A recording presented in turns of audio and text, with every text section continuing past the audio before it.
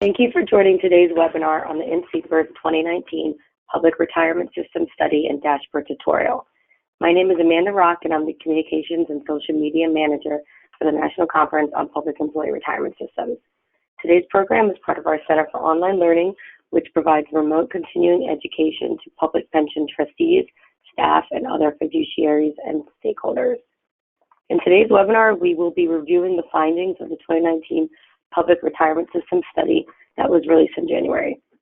NCPERS, in partnership with Cobalt Community Research, has been conducting this annual survey since 2011. What is interesting and unique about our study is that it gathers data from the full vertical profile of public pensions at the state, county, and local plan levels. We will also have a live demonstration of the study dashboard. The dashboard is a dynamic interactive platform that allows users to adjust survey parameters so that you can see data that is of particular interest to you. Leading us in today's webinar is William St. Amour. William serves as Research Director at the Municipal Employees Retirement System of Michigan and as Executive Director of Cobalt Community Research. We encourage audience participation. Please submit questions by using the GoToMeetings portal. However, to ensure that we cover all of our topics, we will hold your questions to the last part of the program. William, I'll turn over the webinar to you. Thank you very much, Amanda. Hey, everybody. There's two things I'd like to do with the webinar today. First is provide a brief overview of the results, just to highlight what the findings were for 2019. And then second, I wanted to hop into the portal and just really demonstrate how to use it, how to work the filters, so that you can dive in and find the information that's most relevant for you. So let me give you a little bit of background on who Cobalt is. We're a 501c3 not-for-profit. We've been working with NCPERS for a number of years. So this project is about 9 years old, and we've been working with them before that. Our mission is really to provide research and education for local governments, retirement systems, schools, and other nonprofits. So we're based out of Charlotte, Michigan. As I mentioned, this is the 9th year that we've been doing the study. We really wanted to explore what are the practices that public sector retirement systems have in place. We want to look at the most current data that's available, what the experience is, and also looking to see what kind of things all of you have been putting in place to try to address the changes in the economic and fiscal landscape. And finally, really looking at those best practices, what kind of things have you put in place, what are you thinking about doing, so you can learn from one another and really give yourself a stronger base as you're making these kind of changes. So methodology, it's the same as what we've done in past years. We conducted the study between September and December of 2019. It was done by email, and we also had a wave by mail. There are two pools of respondents. There's the NCPERS members, and there's also the largest non-NCPERS members that were invited to participate as well. This year we heard back from 155 funds, and of those, 90 of them participated in the 2018 study. And that's helpful because that allows us to really do an apples-to-apples comparison year over year for some of the metrics that are a little bit more sensitive. So if we wanted to see, if there were changes to the assumptions or something along those lines, year over year for the same cohort, we can do that very easily. And that's something that's baked into the portal so that you can do that as well. So looking at the distribution of responding funds, it's very similar to 2018. So you can see by type of entities served, very similar profiles. 78% township, city, village, 34% county, 50% public safety, 23% state employee, 30% educational, and 16% other. So very similar to this year as well. So in the results themselves, one of the key findings is really looking at the expenses. Overall, year after year, we've seen retirement systems continuing to reduce the operating costs and the investment costs of the funds. So this year it fell to 55 basis points, and that's down from 60 basis points a year ago. One of the things that we like to look at is the 2019 Investment Company Fact Book to give us a sense of context. And according to that, most hybrid funds, those providing a mix of investment asset classes, more comparable to what it is that retirement funds are providing, their average was 66 basis points. So we're about 9 basis points below that benchmark. Another one of the key findings is looking at the one-year returns. And as you can see, according to this year's study, the average one-year return was 4.5%. And the reason for that is that in the 2019 CAFRs that are generally used to report the information, they use the 2018 returns. And if you recall, December 2018, there's a significant correction. And so that's the reason that we have that lower one-year rate showing up in this study. Interestingly, if we pull out the December folks and just look at those with a different month, the average return was about 7.9%. So just that one blip did cause some issues there. But you can see the performance compared to 2018. And another important piece is looking at the 5-year, the 10-year, and the 20-year returns, if they're either at or above the assumed rate of return. So again, it shows that the fundamental strength of systems are there. So even though there's different things in the press that show up regarding some difficulties making individual years returns, overall, funds are doing a nice job from the standpoint of expenses and also from the standpoint of experience when it comes to the investment returns. Because investment returns were a little bit lower for this most recent CAFR, this most recent study, we did see the funded levels dip just a smidge from 72.6 to 71.7. One of the other things that we look at is the assumed rate of return. And in 2018, that assumed rate of return was 7.34%. And that dropped to 7.24% for 2019. So funds are continuing to be more conservative. You can see the assumed rate here, and basically the distribution of funds based on the number of total participants, actives plus annuitants here. You can see most people are clustering right in that range. One of the other things that we saw is a trend that continues on reducing benefits. If we look at the reducing the rate of return, we've seen a significant change there year over year, but also raising the benefit age and the service requirements continues to be a trend that we see as people try to reduce what is that unfunded liability. And then also something that's continued for most of the years that we've done the study, a continued shift of raising employee contributions. One of the pieces that we've seen also, and it's a separate question, is the use of overtime. As you know, overtime, when it's included in the final average compensation, can provide something of a spike to what that benefit is. And about 55% of respondents now no longer include overtime in the benefit calculation. And that's about a 6% rate lower than what we saw in 2018. COLAs. Cost of living allowances, this is something that we saw drop as well from 2018. It was about 1.6%. And as you can see from this chart, down to the very bottom, there are a large number of funds right along that bottom line that actually didn't provide any COLA for this year. So 1.6 overall, but again, we've got a large cohort of folks that aren't providing any, and really we don't have anyone that's providing more than 3%. A question that we added this year was looking at the case of Janus versus the AFSCME, Council 31, regarding the power of labor unions to collect fees from non-union members. And we asked them, how much impact would this have on your system? And overall, this is something that would have either no impact or little impact. Another question that we added for this year to begin tracking was looking at how much impact is the silver tsunami having on the staff of retirement systems themselves.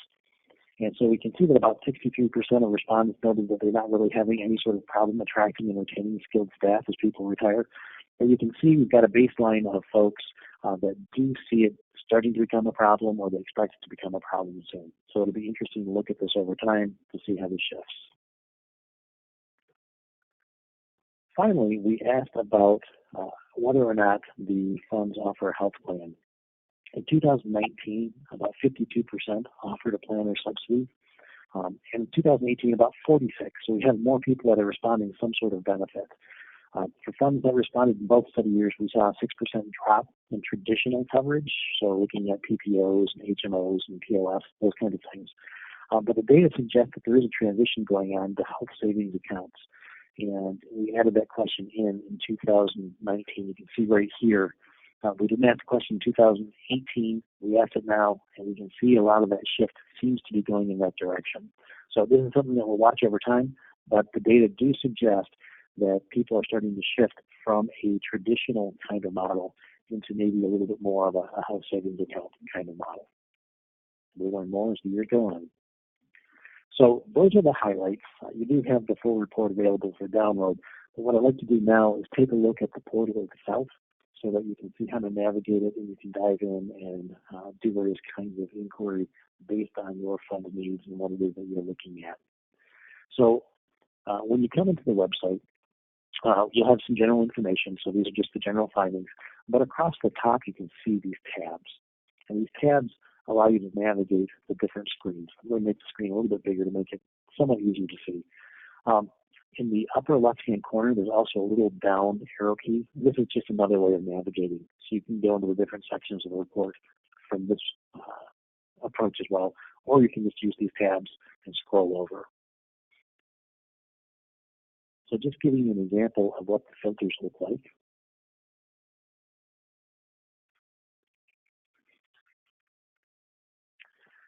You can see that there are a number of things over here on the far right-hand side, a number of little check boxes. And what you can do is you can check which response year. So if you want to see the 2018 results, you can check that and uncheck the 2019 and toggle between those 2 years. If you wanted to see if people responded in the last year to have that apples to apples kind of comparison, you can click the no, turn that off so that only the yes is showing. And that's going to show you those 90 folks who responded in both years. That way when you're looking at 2018 and 2019, again, you've got that more valid comparison. You have the opportunity to do filtering based on whether or not members are eligible for Social Security. So there's a number of folks who didn't respond to that question, and then for the ones who responded yes, or the members are not eligible for Social Security, you've got those options too. So you can just essentially click off what you don't want, and it will automatically filter based on your selection. And then if you need to go back, just go ahead and recheck everything, and then you'll have the full survey responses back available on the screen. Another thing that we added for this year is a little bit more definition in terms of the total number of participants. So you can filter the responses based on the number of total participants. So if it's a small system, fewer than 10,000. If it's a medium-sized system, which is 10,000 to 100,000, or if it's a larger system, 100,000 or larger. Just allows you to really drill in and look at those different cohorts. And then the last piece that we did is this piece down here at the bottom, which is looking at the kind of employees and beneficiaries that the fund covers. So is it a local plan? Yes or no? Is it public safety? So again, you can really tailor to look at funds similar to yours. Or if you just want to look at funds that we're offering public safety, you can dive in and look at just that cohort by clicking, basically leaving the no on everything else, but leaving the public safety on. So that's how to do the filtering. Let me go through a couple of these screens just to give you a little bit more of a feel for how the portal works. So fund confidence, we saw that in the PowerPoint presentation. So across the bottom is the total number of actives and annuitants. And then we've got the actual score for fund confidence on a scale of 0 to 10, 10 being that they're highly confident to be able to deal with issues in the future, and 1 being that they're the least confident. So you can see that average is just under 8. You can look at the expenses and model those out. We have the economic assumptions. So you can play around with those as well. And really it works pretty consistently in most areas. There's a couple of them that I wanted to point out that had some additional features to them. So over in the investment allocation section, what you can do is you can look at the 1-year gross returns and make adjustments based on this particular return rate that you're looking at. And it will update the allocation so you can see for funds that have that higher 1-year return, what are their characteristics. In addition, you can look at the fiscal year end, so you can filter out by year or by day when is it that they closed their fund. So if you wanted to take off the December folks, you can make that kind of adjustment as well. And similarly, when we're looking at the investment returns themselves, you can filter that by the month in which the plan closed. So again, you can get into deeper detail. A couple of other elements that I wanted to point out. One is on the investment allocation tab, other asset classes, so things that don't fit into those other areas. We have basically a word cloud, so the words that came up most often in the other show up here. But if you click on it, it will actually take you into the verbatim response, and you can see exactly what those comments were as far as other types of asset classes.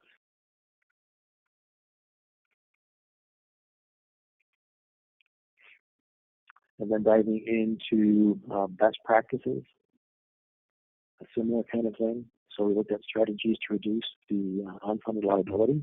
We have the word cloud again. You can click onto that to come into the verbatim and see what those comments are regarding the strategies that people have put in place to address that. And then also innovations or best practices. You can click on that and look at some of the ideas that people have implemented in the last year or two that other plans would be interested in learning about. So a number of pieces here that are very helpful to spend a little bit more time with. We encourage you to do that. And then if you have any questions, just to reach out to us and we'll try to guide you as much as we can. So that concludes my piece of it overall. We have a couple of slides left. One is available tools. And let me go back and get this to be a full screen again. So the full report will be available on the NCPERS website in the coming weeks. To access the interactive dashboard link, so just email Alyssa Carlson. She is over at NCPERS, and you can see her email address here. And that concludes the study and the presentation. At this point, are there any questions? I do think there's one question. I don't think you answered it. But it's, can you find employee and employer contribution rates for public safety plans versus other plans? Employer contribution rates. All right, let me navigate out of here.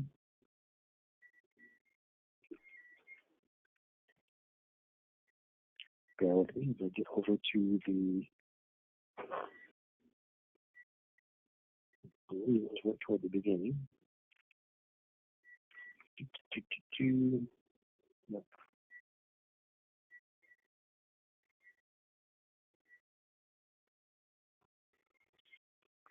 So the answer is yes, you can look at the employer contribution rates, and you can look at public safety. The specific tab that it's on, I have to play around with to see which one it's in.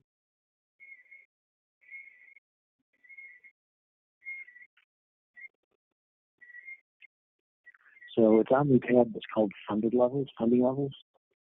You can see the overall sources of revenue. You can also see the percentage of payroll. And it has member contributions, the employer contributions, and then the total of all contributions. So then if you go into the filters, essentially you want to look at public safety and yes, show me public safety plans. And if you want it to be just pure public safety plans and not in the mix, you can basically click off everything here so that there's no, basically for, we don't want local government, we don't want county and so on. And then you have that pure public safety. But then it does give you a breakdown of member contributions, employer contributions, and all contributions for that cohort. It does not give you the individual contributions for individual systems, though. Okay. Other questions?